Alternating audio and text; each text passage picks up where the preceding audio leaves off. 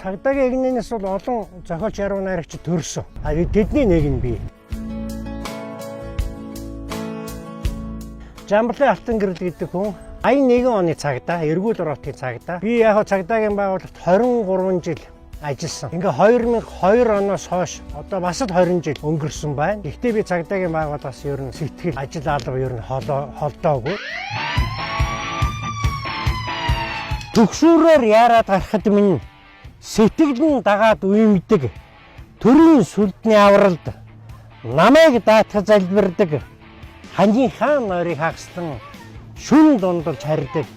Харанхуй дундаас ирдэг. Тооноо хараад баярлдаг. Би ил нэг цагдаа.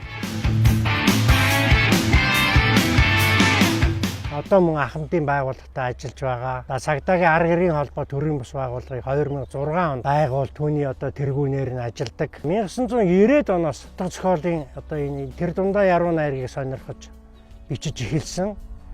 За Монголын зохиолчдын эвлэлийн шагналыг сүүлчийн ном Хастарц гэдэг номоор авсан. 2009 онд авсан. Тэнгэрийн шүүдэр, гэрэлт үйлс, Хастардас, цагдаа хүний хүүхдүүд, цэрэг ямбуу цамц зэрэг 5 шүлэг яруу найргийн ном эмхтгэж гаргасан.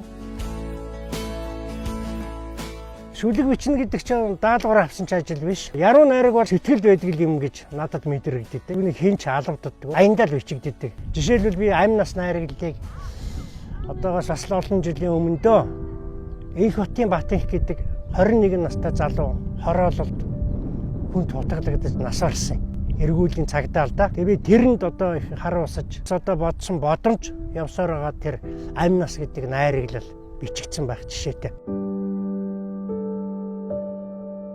Зурагны минь өмнө зол битгий өргөөрөө би өөрөө гал байсан юм чинь.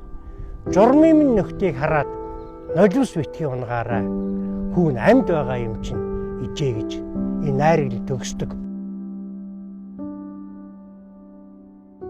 Би энэ зовлон жаргалыг мэдх юм л да. Өөтгөр гонгийг бас мэдхий. Яг өөрөө бас тэр игнэн донд тэр жагсаал донд байсан учраас тэгээд одоо цагдаагийн сэдвтэ бол би 2 найраглал 30 гаруй шүлэг бичсэн.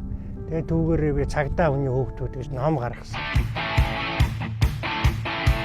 Ер нь цагдаагийн бичээгүй сэдв надад байхгүй. Монгол улсын үндсэн хуулинд хүн амьд явах хэрэгтэй. Амьд явах хэрэгтэй. Гисэн мөртлөө цагдаагийн алав хаагчдаар тангараг өргүүлэхдээ тэр амьд явах эрхийг зөрчүүлж байгаа байхгүй юу? Юу гэж гээч?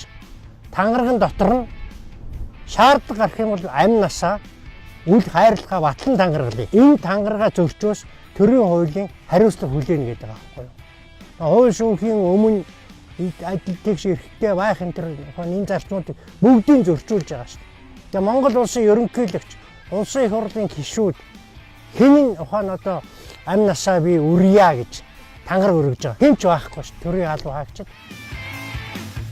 Хамгийн гол нь амь насаа үрж байгаа нь хэцүү шүү дээ. Одоо би 26 хүний нэрээр нь би хэлж чадна.